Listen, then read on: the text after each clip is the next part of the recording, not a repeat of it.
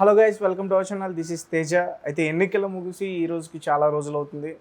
అయితే 4వ తేదీ ఎవరు ముఖ్యమంత్రి అనేది మనకి పూర్తిగా తెలిసిపోతుంది. అయితే ఎగ్జిట్ పోల్స్ ఏం చెప్తున్నాయి, ఎగ్జిట్ పోల్స్ ఎవరికి ఫేవర్గా ఉన్నాయి, సో ఇవన్నీ కూడా మనతో పాటు డిస్కస్ చేయడానికి సీనియర్ జర్నలిస్ట్ జగదేవ్ గారు ఉన్నారు. అతన్ని అడిగే ప్రయత్నించాలి. నమస్తే సార్. నమస్తే. సో ఎగ్జిట్ పోల్స్ డిసైడ్ చేస్తాయి అని చెప్పేసి మనం చాలా ఎన్నికల నుంచి కూడా చూస్తున్నాం. ఒక్కొక్కసారి అవి ఫెయిల్ అయ్యే ఛాన్సెస్ కూడా ఉంటాయి. అయితే మరి ఇప్పుడు ఎగ్జిట్ పోల్కి చాలా ఆసక్తికరంగా అందరూ కూడా ఎదురు చూస్తున్నారు. అసలు ఎవరికి ఫేవర్గా ఉంది ఏంటి? ఎగ్జిట్ పోల్ అంటే ఏదైతే పోలింగ్ అయిందో దాని నుంచి ఎగ్జిట్ అయిపోవడం, బయటకు వచ్చేయడం. అంటే సుమారుగా ఎగ్జిట్ పోల్స్ అనేవి కూడా రిజల్ట్స్కి చాలా దగ్గరగా వచ్చేవే ఉంటాయని చెప్తున్నాను. ఆల్రెడీ నిన్నటి నుంచి మొన్నటి నుంచి ఇప్పుడు అదే మనం ఎగ్జిట్ పోల్స్ గురించి ఎందుకు మాట్లాడకుండా ఆల్రెడీ ఇవాళతో 1వ తేదీ పోలింగ్ కూడా అయిపోయింది కాబట్టి మనకి ఇప్పుడు ఈ సాయంత్రం నుంచి మాట్లాడుకోవచ్చు. అయితే ఈ ఎగ్జిట్ పోల్స్ అనేవి మ్యాక్సిమం ఎవరెవరు ఏ ఏ ప్రాంతంలో ఏ రకమైన సామాజిక వర్గం వాళ్ళు ఉన్నారు, ఏ రకమైన రిలీజన్ వాళ్ళు ఉన్నారు, అక్కడ మధ్యతరగతి వాళ్ళంతా, లేదంటే సామాన్యులంతా, లేదా బాగా హైర్ అఫీషియల్స్ ఎంతమంది ఉన్నారు, వాళ్ళు ఓటింగ్ ఎవరెవరు వేశారు, ఓటింగ్ పర్సంటేజ్ ఎంత పెరిగింది, అక్కడికి వచ్చిన సామాన్యుల్లో ఎటువంటి మాట్లాడుకుంటున్నారు, ఎటువంటి గుసగుసలు వినిపిస్తున్నాయి, వీటన్నిటిని బేరీజు వేసుకొని అక్కడ ఉండే పీఓలు, ఆర్ఓలు, రిటర్నింగ్ అధికారులు కానీ ప్రిసీడింగ్ అధికారులు కానీ వీళ్ళందరినీ కూడా చాటుగా మాటుగా వినడమో, లేదంటే చూచాయిగా వాళ్ళతో మాట్లాడి తెలుసుకోవడమో, లేదంటే ఒక విధంగా సర్వేల ప్రకారమే వాళ్ళకి అడిగి చేయడమో ఏదో చేస్తారు. అలా చేసినప్పుడు అక్కడ వినిపించే మాటలు బట్టి, అక్కడ ఉండే పోలింగ్ పర్సంటేజ్ బట్టి, అక్కడ జరిగే కొన్ని రకాల సామాజిక వర్గ మార్పులు చేర్పులు బట్టి రకరకాలుగా ఒక్క దాని మీద ప్రామాణికంగా తీసుకొని చెప్పరు. ఇలాగ ఇన్ని రకాల మీద ఒక అవగాహనతో ఎగ్జిట్ పోల్స్ అనేవి జరుగుతాయి. 2019లో ఎగ్జిట్ పోల్స్ ఏవైతే చెప్పాయో బాగా హై ఇచ్చేసి చెప్పాయి ఎగ్జిట్ పోల్స్. ఎలా అంటే వైసీపీ వచ్చే ఛాన్సెస్ ఉన్నాయి, వైసీపీకి 130 దాకా వస్తాయి, 130 కాదు ఇంకా ఎక్కువే ఏదో సంథింగ్ అలా అని ఎక్స్పెక్ట్ చేశారు. బట్ టీడీపీకి కూడా 60-70 వస్తాయి అన్నట్టు కూడా ఎగ్జిట్ పోల్స్ చెప్పాయి.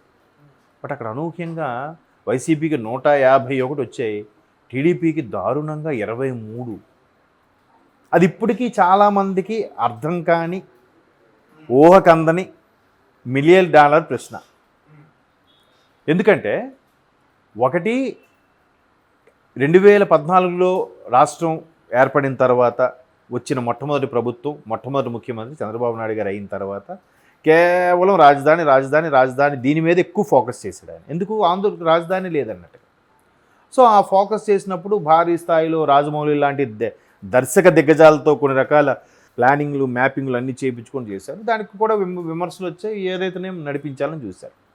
ఆల్మోస్ట్ ఆల్ ఎంప్లాయీస్ని కొంతమంది తరలించడం, అక్కడ కొన్ని రకాల సెక్రటేరియట్లు కొన్ని విభాగాలు కట్టడం, కొన్ని శాఖలు కట్టడం, హైకోర్టు నిర్మించడం, ఇక్కడ ఆల్రెడీ స్థిరపడిన కొంతమంది సెక్రటరీకి సంబంధించిన సీనియర్ అఫీషియల్స్, చాలామంది సీనియర్ ఉద్యోగులు ఈ అప్ అండ్ డౌన్ చేయలేక ఇబ్బంది పడుతుంటే వాళ్ళ కోసం స్పెషల్గా ఏపీ ప్రభుత్వం, అదే చంద్రబాబు నాయుడు గారి ప్రభుత్వం ఒక స్పెషల్ ట్రైన్ వేయించడం. అది రోజు పొద్దున్న 5కో 5:15 స్టార్ట్ అవుద్ది. ఇక్కడ మీకు ఐడియా ఉంది, ఇంటర్సిటీ ఎక్స్ప్రెస్ అని. అది 9 అయ్యేసరికి మంగళగిరికి వెళ్ళిపోతుంది.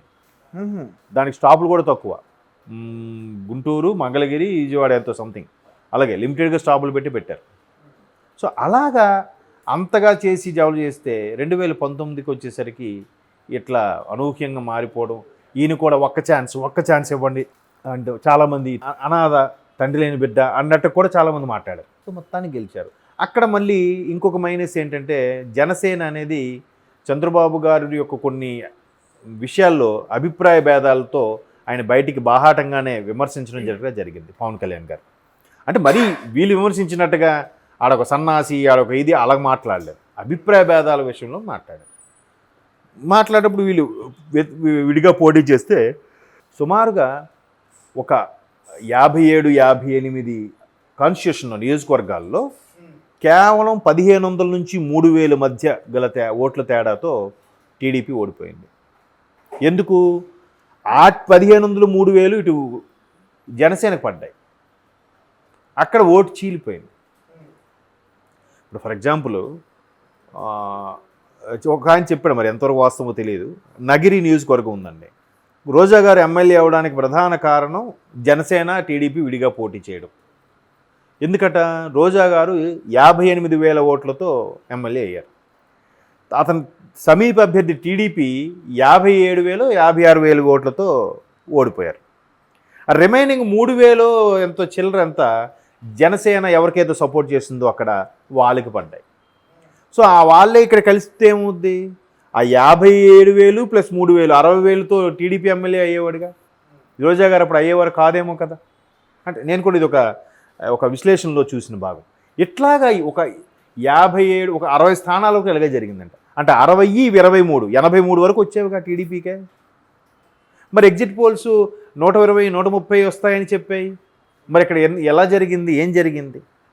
ఇంకొంతమంది నేను విన్నాను ఏంటంటే 28 సీట్ల వరకు కన్ఫర్మ్ అయింది టీడీపీ, లాస్ట్ మినిట్లో మారిపోయి 23కి ఆగింది. ఆ 23 కూడా చంద్రబాబు గారికి 5 కాబట్టి 5నే పెట్టారు, 5 లక్కీ నెంబర్ అని చెప్పి 2 3 కలిస్తే 5 ఉందని.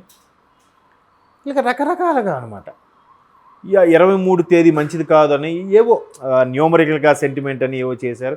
దానికి కూడా తెరవనికి ఏదో మతలబు జరిగింది అన్నట్టు కూడా మాట్లాడుకున్నారు. దాంట్లో వాస్తవాలు బయటికి రాలేదు, మరి ఏం జరిగిందనేది తెలియదు. ఎందుకంటే మొన్న సీనియర్ నటులు పృథ్వీ గారు ఉన్నారు, వైసీపీ నుంచి టీడీపీ జనసేనలోకి వచ్చారు చూసారా, ఆయన అదే అన్నాడు.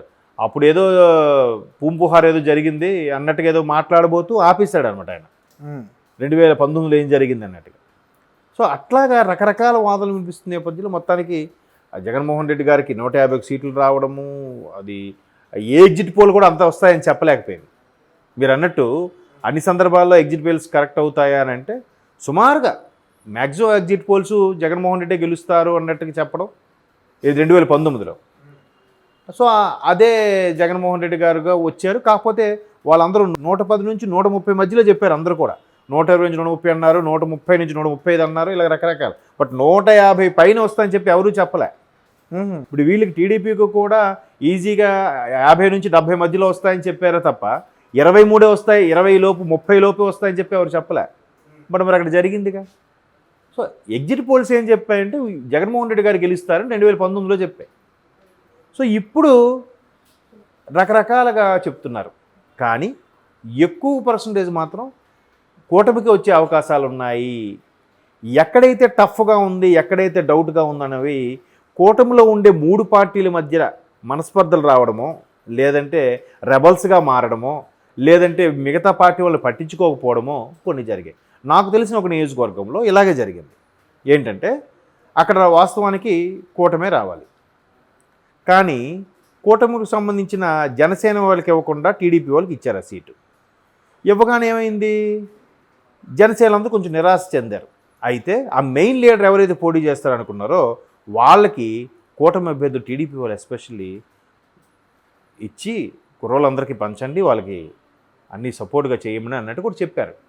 బట్ ఆ సదరు వ్యక్తి వాడే మొత్తం మింగేసి కుర్రోళ్ళకి ఏమి ఇవ్వలే, కూటమిలో మమ్మల్ని మనల్ని ఏం పట్టించుకోవట్లేదు అన్నట్టు. ఎందుకు ఆయన వరకు మర్యాద దొరికేస్తుంది, కింద స్థాయిలను పట్టించుకోవాలి. వాళ్ళు కూడా టీడీపీ వాళ్ళు వీళ్ళు కలిసి వెళ్తేనే బాగుంటుంది అని ఉన్నాయి కదా. వాళ్ళు కూడా అరే మనం పట్టించుకోవట్లేదా, మనవాడు సీట్ ఇవ్వడం మనం పట్టించుకోవట్లేదు ఏమో అని ఫీల్ అవుతున్నారు. బట్ అసలు విషయం ఈ అసలు లీడర్ పట్టించుకోలే, ఈడు తొక్కేస్తున్నాడు. వీడికి అందాల్సింది అందిపోయింది, వాళ్ళకి ఇవ్వకుండా తొక్కేస్తున్నాడు.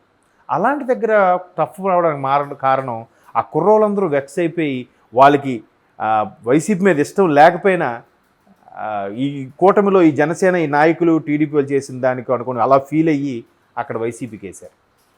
కొన్ని దగ్గరలే, అన్నీ కాదు. మేము కొంతమంది ఇవన్నీ కాదులేరా గవర్నమెంట్ ఉద్యోగం చూసుకుందాం ఈ సంగతి అంతే ఉంటుంది అని కొంతమంది రియలైజ్ అయ్యి మధ్యలో ఈ నాయకుడు దుబ్బేశాడరా, కూటమి వల్ల ప్రాబ్లం కాదు, టీడీపీ వాళ్ళు మనకేం చేయలేదు, వీడేదో మింగీసి మనకి చేయలేదురా అని అనుకున్న వాళ్ళు ఎవరైతే ఉన్నారో వాళ్ళు ప్రజలు తెలివైనోలే కదా.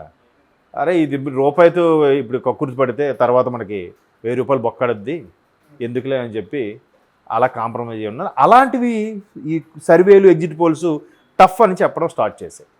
సో మొత్తం మీద కూటమికి ఎక్కువ ఎగ్జిట్ పోల్స్ చెప్తున్నాయని కూడా నేను విన్నాను. చూద్దాం మరి, ఇంకొక 4వ తేదీ వరకు ఆగాలి. ఇప్పుడు ఎలాగో 1వ తేదీ వరకు ఆగి ఇప్పుడు మాట్లాడాం, 1వ తేదీ సాయంత్రం వరకు, ఇప్పుడు 4 మధ్యాహ్నం వరకు ఆగాలి. 2 3 అంతే, మధ్యలో 2 3. Okay sir, thank you so much.